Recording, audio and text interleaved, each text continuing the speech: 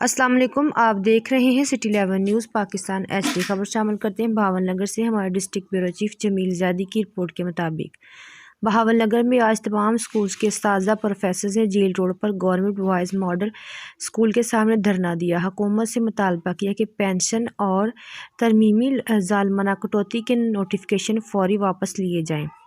CTA Punjab اور CPLA Punjab اور احتجاجی شیڈول کے مطابق سکولز اور کالج میں کلاسوں کا بائیکاٹ کیا گیا۔ تمام تدریسی سٹاف اور کلرک سٹاف نے بازوؤں پر سیاہ پٹیاں باندھ کر احتجاجی ریلی نکالی گئی، جب boys degree college, commerce college چوک، سٹی چوک سے ڈپٹی کمیشن کمپلیکس کے سامنے پہنچ کر جلسے کی شکل اختیار کر لی۔ احتجاجی مظاہرین نے مختلف عہدیداران سے خطاب کیا کہ جو لاہور میں اساتذہ کو گرفتار کیا گیا ان کی رہائی کا مطالبہ کیا۔ مرد اساتذہ کے شانہ بشانہ خواتین اساتذہ نے بھی بڑی تعداد میں شرکت کی۔ ہمارے ڈسٹرکٹ بیورو چیف جمیل زادی اس وقت ڈپٹی کمیشن کمپلیکس کے سامنے خواتین اساتذہ کے درمیان موجود ہیں۔ جی جمیل زادی، مزید تفصیلات سے آگاہ کیجیے گا۔ جی بالکل، میں اس وقت موجود ہوں ڈپٹی کمشنر کمپلیکس کے سامنے، جہاں پر مردوں کے شانہ بشانہ خواتین ٹیچر بھی احتجاج کر رہی ہیں۔ آئے ہم ان سے پوچھتے ہیں کہ ان کے حکومت سے کیا مطالبات ہیں۔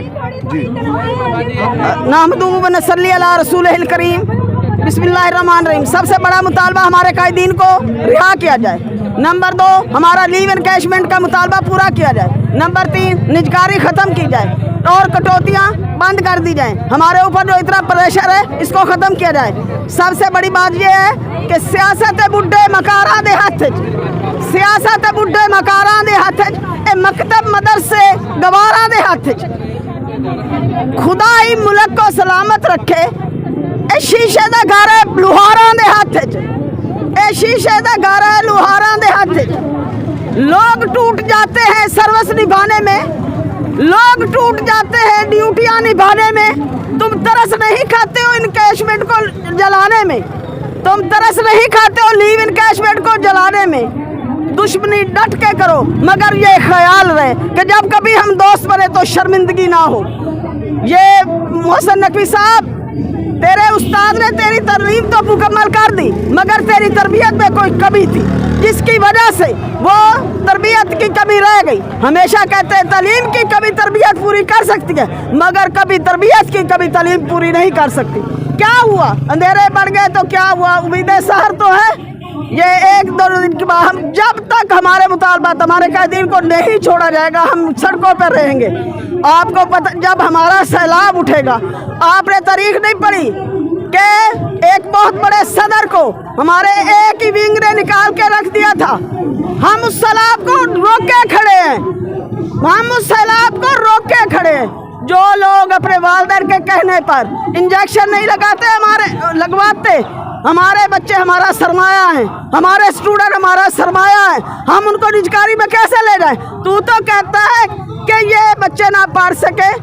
اے میری گڈی دے اتے پلو پھیر دے رہے تے میرے دادے دا حکا بکھا دے رہے تے اسی باہر سیرا کردے پھریے۔